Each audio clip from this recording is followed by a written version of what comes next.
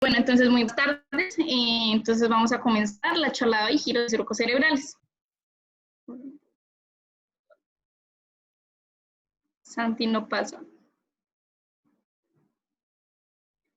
Bueno, la bibliografía en la que nos basamos fue Rotten, básicamente todo es de ahí.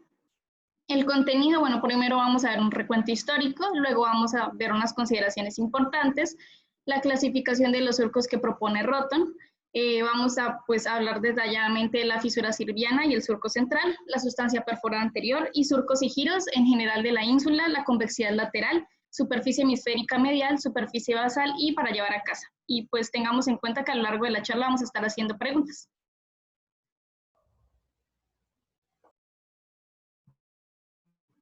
Ahora sí. Entonces,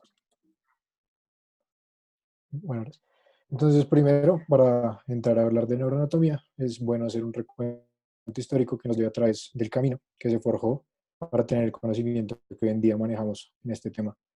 Probablemente el primer acercamiento al manejo del cerebro que se tuvo en la humanidad fueron las trepanaciones, un procedimiento quirúrgico donde se hacían agujeros en el cráneo para manejar diversas patologías. Pero el primer documento escrito como tal, el que se tiene data, es este que estoy señalando, es el papiro de Ebers, hecho 1500 años antes de Cristo, en la sociedad egipcia antigua. En este se describen algunos procedimientos médicos, entre los que se incluyen drenación de tumores cerebrales y drenación, manejo de tumores cerebrales y drenaje de abscesos en este mismo espacio. Luego, ya pasando a la Grecia antigua, con el padre de la medicina Hipócrates y sus discípulos, entre ellos el más importante en este tema, Herófilo, el cual se considera el padre de la medicina de la anatomía antigua, hizo descripciones muy buenas de el cerebro, el cerebelo, los ventrículos cerebrales y nos dio un primer paso al conocimiento que hoy en día manejamos. Luego, el siguiente paso fue en Roma, en la antigua Roma, donde Galeno, muy bien conocido médico, el médico de los gladiadores, por su trabajo de médico de gladiadores y sus disecciones, sobre todo en animales, porque en esa época no se dejaba hacer disección en humanos, nos dio un conocimiento muy grande. Pero luego se dio un periodo de oscurantismo, de, de fallo en los conocimientos científicos y médicos, que fue la Edad Media. Entonces luego se llegó al Renacimiento, donde Andreas Besaglio, con su libro De Humanis Corporis Fabrica, fue muy crítico acerca del conocimiento de Galeno, hizo disecciones en humanos y describió muy bien el cerebro, los surcos, los giros. Distinguió, por ejemplo, la materia blanca de la gris y, y dio paso a mucho conocimiento. Ya luego fue Perrier Gabriolet, un francés en el siglo XIX, nos dio la separación de los lóbulos, describió muy bien los surcos, los giros y describió pues el conocimiento que actualmente manejamos a grosso modo. Pero antes de abarcar la neuroanatomía como tal, la charla en su grueso, hay que tener unas consideraciones importantes para tener un correcto acercamiento a este tema. El primero es que el cerebro muy, tiene una relación muy grande con la base del cráneo. Para ser generales, la parte más anterior y media del cerebro se relaciona con el piso, la base del cráneo, el piso anterior y medio, mientras que la parte posterior del cerebro se relaciona con una estructura de dura, que es el tentorio del cerebelo, acá lo estoy mostrando con el mouse. Y además separa la parte posterior del cerebro del cerebelo. Esta relación del cerebro con la base del cráneo es muy importante para nuestro conocimiento y sobre todo nosotros que estamos interesados en la neurocirugía, porque es el sitio para muchos procedimientos de diagnóstico y terapéutica en esta rama de la medicina. Hablando también de las estructuras de la dura, otra estructura importante es esta, la voz del cerebro, que está entre las dos caras mediales. Ahorita hablaremos de esos conceptos, pero lo importante es que separa los dos hemisferios cerebrales y tiene como límite inferior una estructura de fibras blancas de axones, que es el cuerpo calloso. En general, la dura madre, las meninges, se relacionan sobre todo con la cara lateral. Vuelvo a decir, eso luego lo miraremos mejor, pero es importante tener estas relaciones y también otras estructuras que se encuentran en la dura, como los senos venosos. Por último, y tal vez lo más importante para un neurocirujano, es la relación del cerebro con el cráneo, con la bóveda craneana, y esto porque los accidentes del cráneo muchas veces se relacionan con la anatomía del cerebro. Entonces, estos accidentes se denominan puntos craniométricos, y para entender una relación tridimensional y, y general del cuerpo humano hay que tener en cuenta estas consideraciones. Por último, antes de empezar, bueno, entonces vamos a hacer unas preguntas para que respondan a lo largo de la charla. Si pueden responder esta.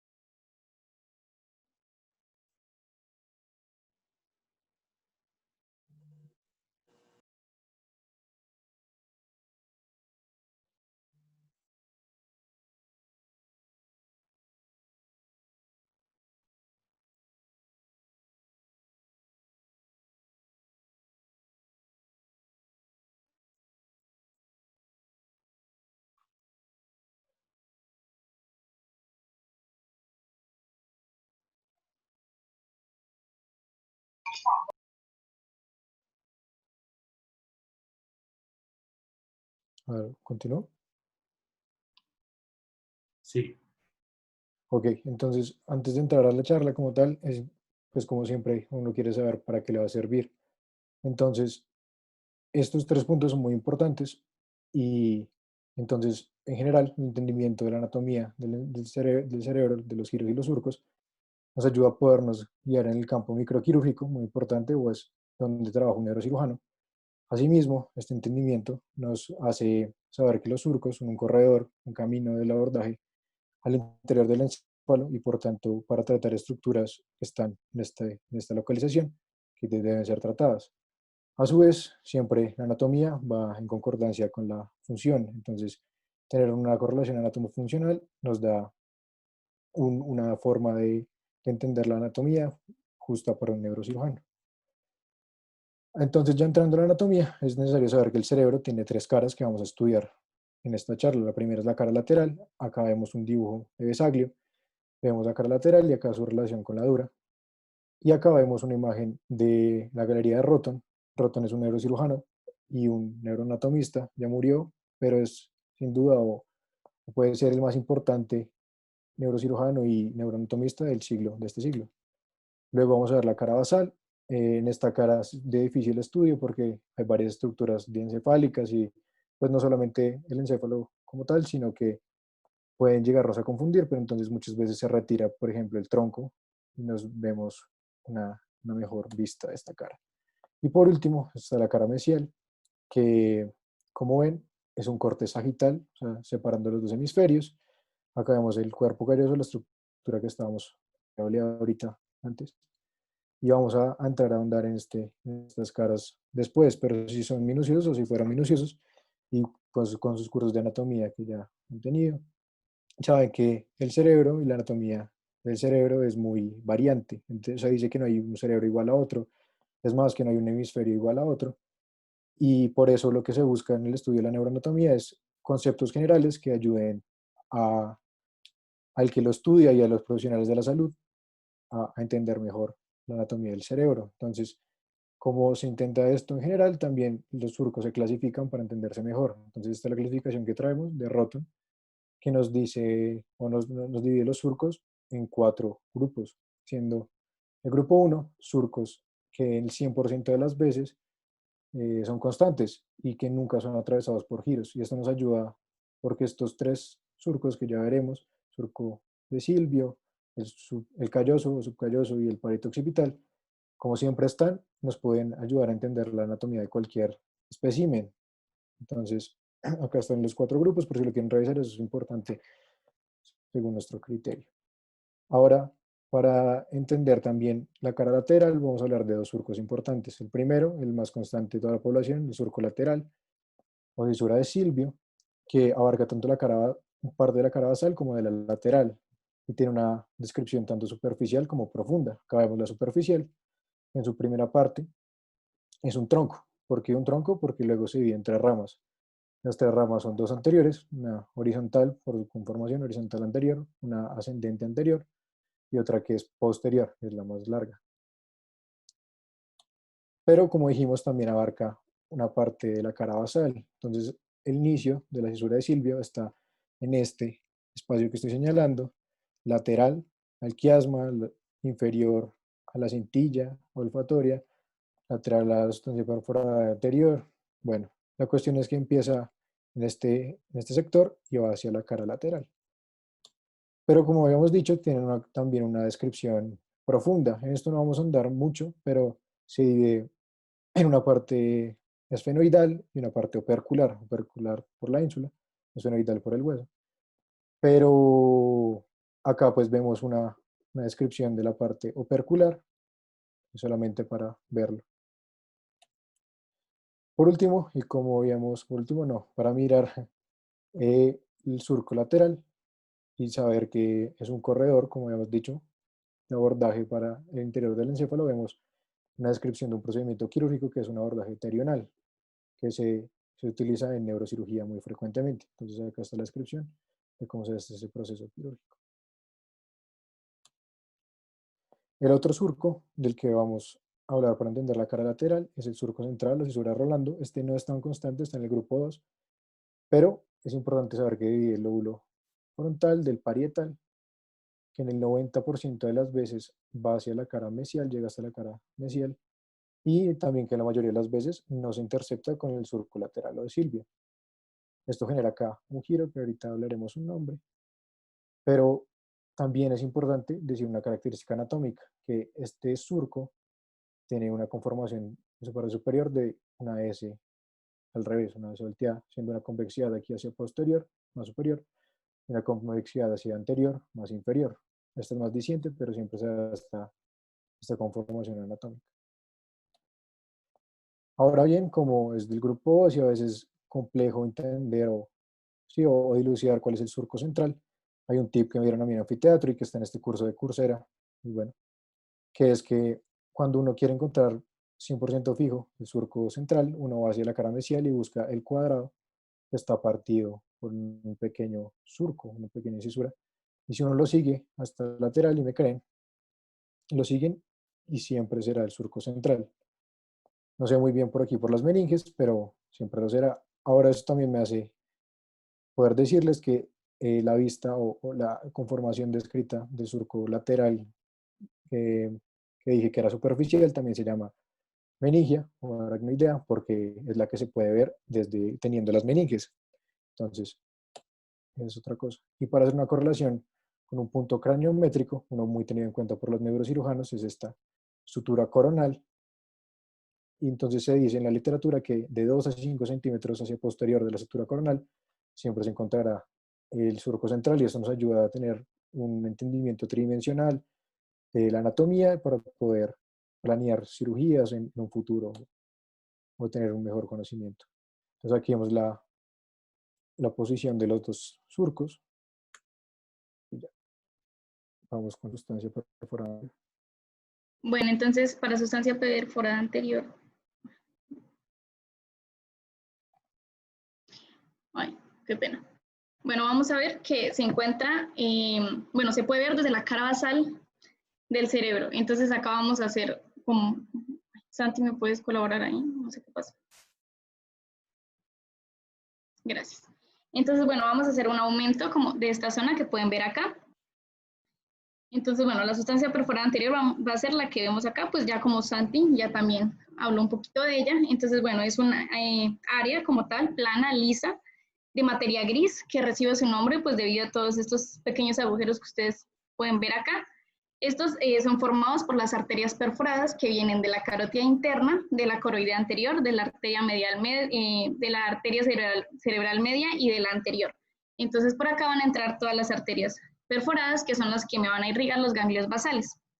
A manera general, pues como todos sabemos, la ínsula la podemos entender como lo que recubre a la cápsula interna, a los ganglios basales y al tálamo, Y pues la sustancia perforada anterior la vamos a entender como la base o el piso de los ganglios basales de la mitad anterior del cerebro, como para tenerlo en cuenta. Entonces, pues a ver si entendieron esa parte.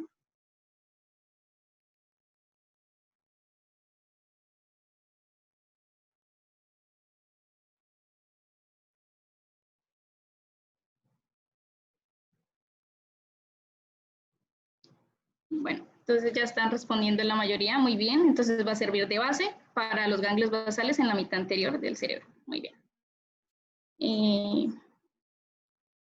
Bueno.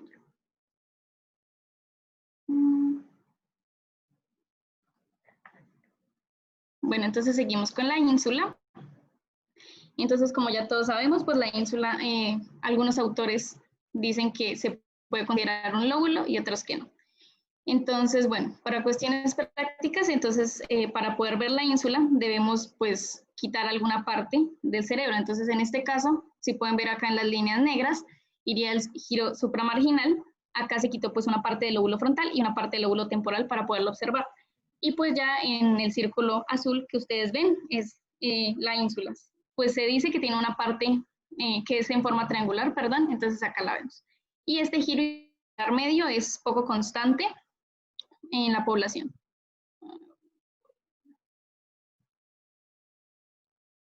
Y bueno, entonces acá podemos verla, no quitando los lóbulos cerebrales, sino pues retrayéndolos.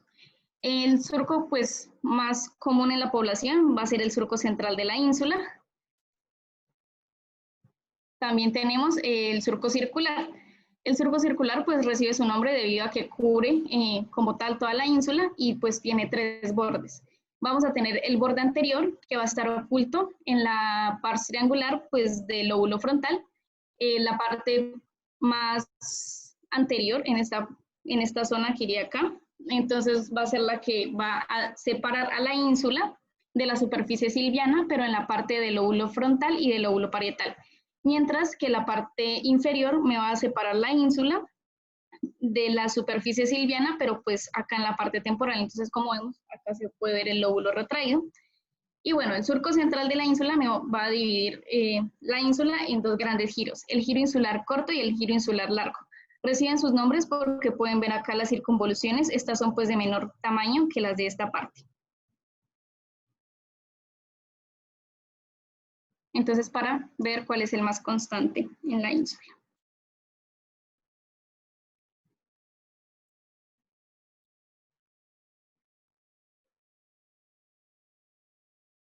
Bueno, ya veo que están respondiendo y es el surco central, muy bien.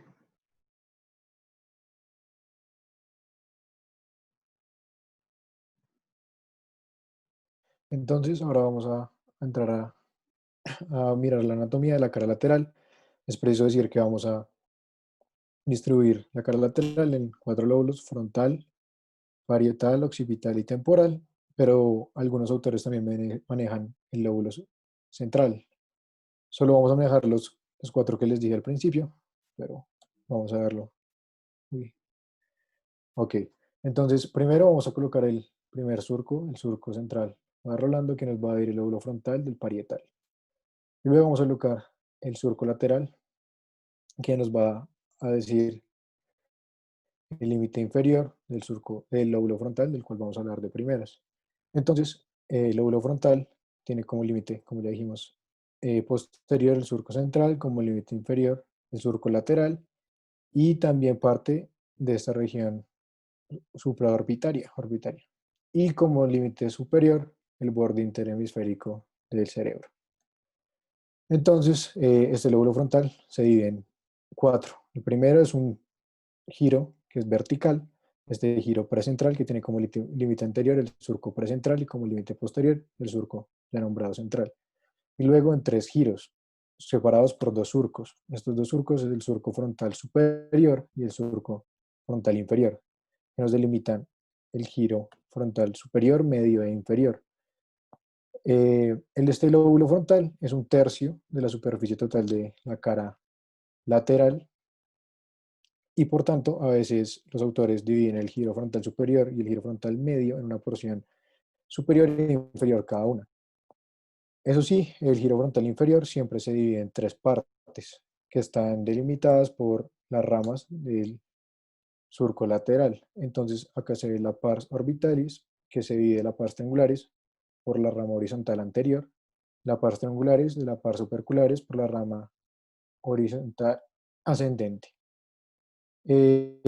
Ahora, entrando a mirar esto de la tridimensionalidad y esto que habíamos hablado al principio, no es como el tema de esta charla, pero es preciso entender lo que habíamos dicho al principio. Entonces, a esta altura más o menos del giro frontal medio, en su parte más medial hay una estructura muy conocida, el giro del cíngulo, y entre esta y este giro frontal medio pasan unas estructuras, unos axones. Esos axones se llaman centrum ovale y son parte de la vía motora. Y luego pasaron a ser corona radiada, irán a la cápsula interna. Bueno, la cuestión es que eso es importante para entender como tal el encéfalo cuando veamos otras charlas más posteriores en este grupo. Otro correlación así sería aquí donde las tres ramas convergen, que se dice que es el límite anterior de el cuerno frontal, del ventrículo lateral y de los ganglios basales. También para hacer una distinción más funcional, se dice que la pars triangular y la pars opercularis en el hemisferio dominante, que generalmente es el izquierdo, permite la parte motora del lenguaje, o sea, nos permite hacer sintaxis de las frases, hacer frases con sentido. Y la otra parte funcional importante de este lóbulo es este. Se aloja en el giro central y es la corteza motora primaria. Esto nos permite hacer movimientos voluntarios. Ahora ya visto el lóbulo, vamos a parietal, que su límite anterior es el surco central. Y su límite posterior es una línea virtual, pero que tiene un sentido. Entonces el sentido es que esta incisura preoccipital, que es muy constante acá en todos los cerebros, se forma porque un pedazo de dura se aloja acá en este incisura y genera este accidente. Entonces desde acá hacia superior, buscando un surco también muy constante, el parieto occipital, luego lo veremos, se traza esta línea. Entonces el límite inferior vendría siendo el surco lateral, en la parte más anterior, y posterior a este vendría a ser una línea arbitraria trazada entre el surco lateral y esta línea ya hablada como límite posterior. Límite superior, entonces el borde interhemisférico del encéfalo. Este lóbulo parietal se divide en tres. La primera también es vertical, como en el lóbulo frontal, es el giro postcentral, con límite anterior, surco central, límite posterior, surco postcentral. Y la otra son dos lobulillos separados por un surco interparietal. Entonces acá lo ven, y acá se ve un lobulillo parietal superior y un lobulillo parietal inferior. Normalmente el lobulillo parietal superior no se divide, pero el lobulillo parietal inferior sí en dos giros. El primero es el giro supramarginal, que se caracteriza por rodear la rama posterior del surco lateral, como ven acá. Y posterior a este está otro giro, separado por este surco. Entonces, el surco se llama surco de Jensen y el giro es giro angular. Entonces, esto también tiene la característica que rodea un surco. Este surco es el surco temporal superior. Hablando de funcionalidad, entonces, en el hemisferio dominante, el giro angular, el giro supramarginal, la parte más posterior del giro temporal superior, ya veremos, agrupan el área de Wernicke, que nos da la parte sensitiva del lenguaje, o sea, nos permite entender la semántica del mismo, o sea, hacer entender el lenguaje. Y la otra parte funcional está en el giro postcentral, que aloja la corteza somatosensorial primaria, que nos hace hacer consciente estímulos como la vibración, el tacto, la temperatura, el dolor. Acá vamos a ver el lóbulo temporal con límite anterior la cisura de Silvio, límite posterior la línea ya explicada, límite superior también la línea arbitraria ya explicada y límite inferior el borde que divide la cara lateral de la cara basal. Entonces este lóbulo temporal en la cara lateral se divide en tres giros divididos por dos surcos. El primero el surco temporal superior, el segundo es surco temporal inferior. Acá ven que no es, o sea, está interceptado por un giro, este surco temporal inferior, pero la cosa es que divide el lóbulo temporal en tres giros. Giro temporal superior, medio e inferior. A su vez, hay un accidente importante aquí en el giro temporal superior, dado por este surco transverso, que forma sobre este un giro transverso o giro de Helch, que se va hacia medial. Entonces, para verlo mejor, como se va para medial, y este imagen ya lo habíamos visto en la conformación, la descripción profunda del surco de Silvio, y podemos ver que acá hay una parte lisa llamada planum polare, acá hay otra parte lisa llamada planum temporalis, y este es el surco de Helch, que es el sitio donde se hace consciente la audición, o sea, la corteza auditiva primaria. Otra correlación es que sobre este giro temporal medio, a su parte más medial, se aloja el cuerno temporal del ventrículo lateral. Por último, vamos a ver el lóbulo occipital con límite anterior ya descrito, y como límite posterior, pues lo que queda del encéfalo. Este lóbulo es muy variable, pero hay un surco muy constante, que es este surco occipital lateral, que divide el lóbulo en giro occipital superior y giro occipital inferior. Pero más funcional, se tiene que la parte más posterior es la corteza visual primaria y más anterior a esta, la secundaria o la estriada y perestriada. ¿Por qué? Porque es del cuerpo geniculado lateral, pasa por parietal, temporal y llega hasta acá una estría llamada estría de Genari. Por eso esta es estriada y esta es perestriada. Acá se hace posible la visión. Entonces, como última cosa, para hacer otra distinción, otro acercamiento del cráneo, esta estructura lamnoidea está superficial a el límite anterior del lóbulo occipital.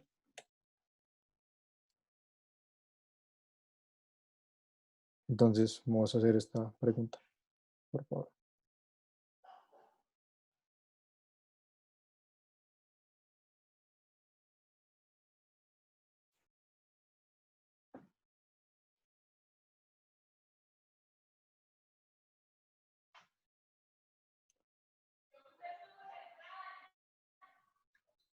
Sí, pero es que me salí. Entonces, sí, es el surco precentral.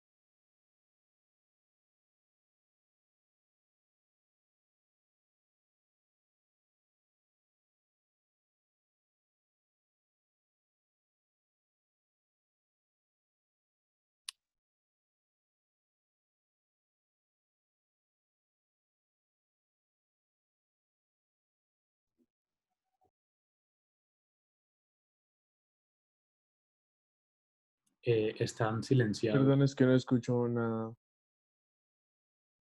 Lo siento. No me había fijado.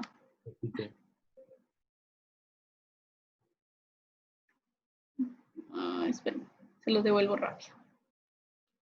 Bueno, entonces les estaba diciendo que se puede entender pues esta superficie en tres niveles. El primero pues va a ser el cuerpo calloso, que va a estar delimitado por el surco calloso. El segundo nivel vamos a tener el giro del cíngulo, que va a estar delimitado inferiormente por el surco calloso y pues superior por el surco del cíngulo. Este va a seguir hacia posterior y nos va a dar una rama que va a ser el surco marginal. Va a seguir además y nos va a dar el surco subparietal, que nos va a formar acá la precuña. En esta muesca que podemos ver acá, hacia inferior, entonces nos va a dar el surco parieto-occipital, que es el que nos va a dividir pues, el lóbulo occipital del lóbulo parietal. Y en el lóbulo occipital vamos a tener el surco calcarino, que nos lo va a dividir también en dos grandes partes, la cuña y la língula. Y esta zona pues recibe el nombre de precuña porque va antes de la cuña. Ya el tercer nivel, entonces es todo el lóbulo frontal. Este es el giro frontal superior visto desde la cara medial. Para entender de dónde pues, proviene el surco paracentral, entonces es importante tener en cuenta que el cuerpo calloso tiene partes. Entonces la parte que vemos acá va a ser el pico del cuerpo, la parte más anterior va a ser la rodilla, luego sigue el cuerpo del cuerpo calloso y finalmente vamos a tener el esplenio. Por lo tanto, el surco paracentral va a salir de la tercera parte más posterior del cuerpo calloso, y va a ascender hacia el surco del cíngulo, donde acá va a salir el surco paracentral. Este va a ser el límite anterior del lobulillo paracentral, y pues recordemos que la parte más anterior de este lóbulo, entonces va a ser la parte motora y va a ser pues formar parte del lóbulo frontal, mientras que la parte más anterior va a ser somatosensitiva y hace parte directamente del lóbulo parietal. Ya en este otro corte podemos ver más detalladamente acá de nuevo el surco marginal, el surco parieto-occipital, los que ya vimos. Y acá lo que quiero pues hacerles énfasis es que en un momento el giro del cíngulo se va a encontrar de alguna manera con el giro frontal superior pues por parte medial, y me va a formar el giro paraolfatorio y el giro paraterminal. Este recibe su nombre debido a que esta zona que vemos acá va a ser la lámina terminal. También en esta imagen podemos ver el giro parahipocampal que vemos acá, y más anteriormente se va a volver el uncus. Entonces acá vemos el surco colateral que está acá y la muesca preoccipital, perdón. Acá más de cerca, entonces vamos a ver la fisura coroidea, recibe su nombre debido a que por acá pasa la arteria coroidea. Esta me va a separar el tálamo del fornix, más específicamente de la fimbria. Esta que vemos acá va a ser la fisura fimbrio-dentada. Recibe su nombre debido a que me va a separar la fimbria del fornix, que discurre por esta zona, del giro dentado que vemos acá, y este que se está retrayendo va a ser el surco hipocampal. Acá de nuevo el giro parahipocampal, que en su parte más anterior se va a volver el uncus. Ya en la superficie basal, entonces como ya mi compañero les había explicado, pues vamos a tener el tronco encefálico y el cerebelo, que para cuestiones prácticas se puede retirar para ver qué hay en esta zona. Por el momento entonces la vamos a dejar acá. El surco olfatorio va a ser por donde discurre el nervio olfatorio, y entre él y el límite más medial de la fisura interhemisférica me va a formar el giro recto. Luego vamos a tener el famoso surco en H. Su parte más posterior va a ser el surco cruciforme. Este va a ser el surco orbitario medial y este va a ser el surco orbitario externo o lateral. Entonces, este es de suma importancia debido a que me va a dividir los surcos orbitarios respecto a su posición de esta que podríamos decir la unión de la H, formándome el giro orbitario medial, el giro orbitario anterior, el giro orbitario externo y el giro orbitario posterior. Ya pasando un poco al lóbulo temporal, entonces vamos a ver que acá, como ya explicó también Santiago, pues la fisura de Silvio, acá podemos ver una parte del surco temporal superior, y este va a ser como tal el giro temporal superior, pues visto desde inferior, y una parte del giro parahipocampal que podemos ver acá. Entonces, bueno, vamos a retirar el tronco encefálico. Acá de nuevo la fisura de Silvio. Esta que vemos más prominente en la parte basal va a ser el surco occipito-temporal, que es el que me va a separar el lóbulo temporal del lóbulo occipital. Luego vamos a ver por acá el surco entorrinal, que recibe su nombre debido pues, a que está cerca de la corteza entorrinal. Lo siento. Hacia inferior, entonces vamos a tener el surco colateral, y él me va a dividir, pues acá me va a sacar el giro occipito-temporal entre el surco occipito-temporal y el el surco colateral, y el giro parahipocampal va a ser la parte más medial, pues la parte acá del uncus. Entonces acá es donde vamos a encontrar la corteza entorrinal. Ya como parte del lóbulo occipital, entonces tenemos una parte acá del surco calcarino, que recordemos es el que me divide el lóbulo occipital en dos partes. Y acá vemos una pequeña parte del surco parieto-occipital. Entonces esto nos va a dividir esta zona. De acá va a ser la cuña y esta va a ser la língula. Entonces ya como resumen para llevar a casa, los surcos y cisuras pues van a... Ay, perdón.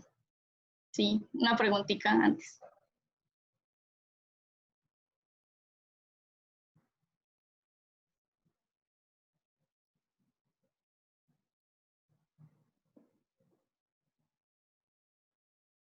Entonces ya como la mayoría está respondiendo, efectivamente es el giro parahipocampal.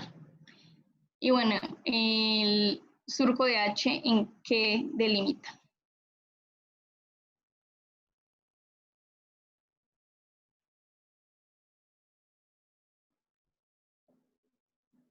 Sí, correcto, los giros orbitales. Entonces ya para llevar a casa, los surcos y cisuras constituyen puntos anatómicos fundamentales en la superficie cerebral hemisférica, formando los giros cerebrales. Además de esto, pues su estudio y conocimiento son esenciales para una correcta orientación en el campo microquirúrgico, ya que a través de ellos pues podemos tener acceso a las estructuras internas del cerebro, pues estructuras nerviosas, vasculares y ventriculares. Bueno, esto es importante ya que pues por cuestiones educativas nosotros vemos cada giro pues independientemente, pero hay que tener en cuenta que a la hora de la práctica pues debemos entender al cerebro como un todo y no por regiones independientes. Y pues ya como habla también mi compañero, no todos los cerebros son iguales, pero pues hay una configuración básica que nos permite entenderlos. Y como último les tenemos una frase que nos gustó mucho. De Rotten, que dice, una comprensión anatómica del cerebro desde diferentes ángulos es la clave para ensamblar un auténtico conocimiento tridimensional. El conocimiento de la anatomía de la superficie y la anatomía de las estructuras ubicadas profundas es tan importante como el establecimiento de la correlación entre ellas. Esta correlación nos permitirá tener una visión de rayos X, lo que nos permitirá ver la profundidad del cerebro a través de su superficie. De Rotten. Bueno, muchas gracias y quisiéramos saber si alguno tiene una pregunta que le pueda realizar a los expositores o al doctor, los doctores que tenemos aquí presentes. Por favor, hacerla en este momento.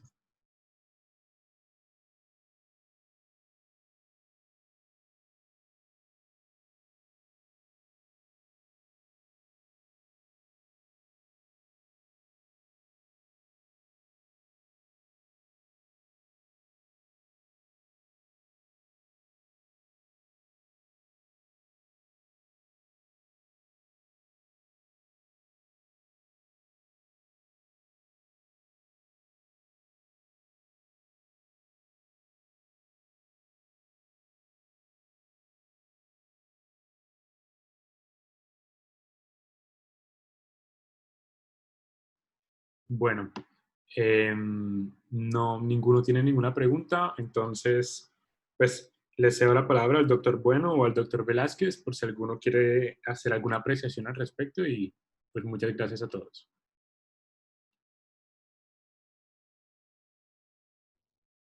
Pues la verdad es que muy buena la presentación.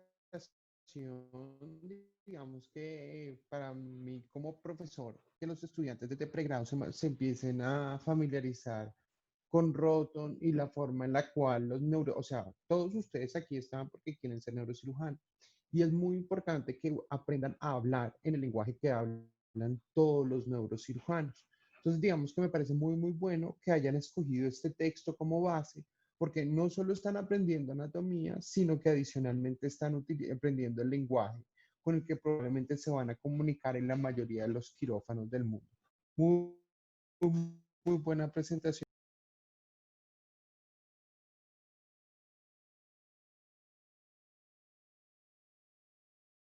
Gracias, profe. Buenas. ¿Me oyen? Sí, doctor.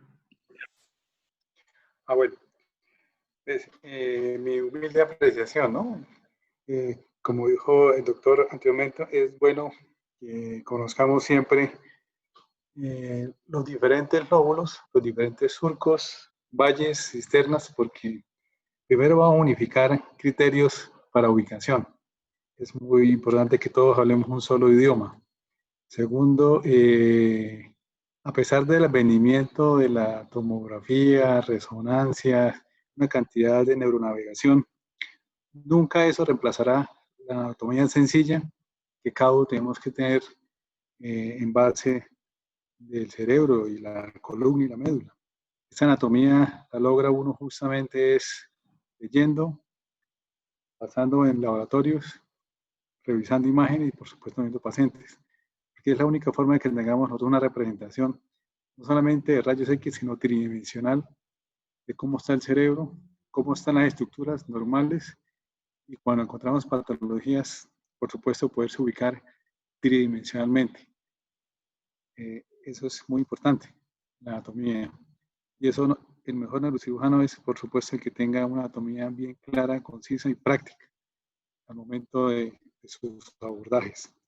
Los surcos son muy importantes porque es lo primero que nosotros vamos a ver cuando se abre el cráneo, se abre la dura madre y se exponen los surcos. Y muchas de las lesiones muchas veces tienen representación cortical, las patologías. Fácilmente cuando usted abre la dura madre está exponiendo y ve la lesión y es, por decirlo, muy cómodo porque caímos en la lesión y obviamente porque tiene una reglamentación, tiene una ubicación y en la corteza de entrada la vemos. Pero muchas lesiones tienen representación subcortical, por decirlo, profundas. Y muchas veces nosotros tenemos que, a través de los surcos, a través de los valles, de cisternas, poder entrar de una forma superficial por un abordaje que sea el menos lesivo, el menos elocuente, pueda llevar a un corredor probablemente natural o un corredor el menos lesivo para el paciente para poder llegar justamente a lesiones que tienen profundidad, que no las vemos de entrada, pero están detrás de lo que estamos viendo nosotros, que es algo normal, que es un surco. Entonces, eso nos ayuda para el abordaje profundo. Y no olvidar que muchas veces esta anatomía normal puede estar potencialmente alterada, distorsionada, desplazada, infiltrada por lesiones y a veces no encontramos lo que normalmente leímos y vimos hoy acá en esta charla, a veces puede estar parcial o totalmente distorsionada, justamente dependiendo de la patología que queremos ver. Los felicito, fue una presentación muy buena, muy académica, fue fácilmente digerible para las personas que oímos y los felicito por el nivel que tienen. Muchas gracias por el tiempo que me dejaron para poderme expresar a ustedes. Muchas gracias.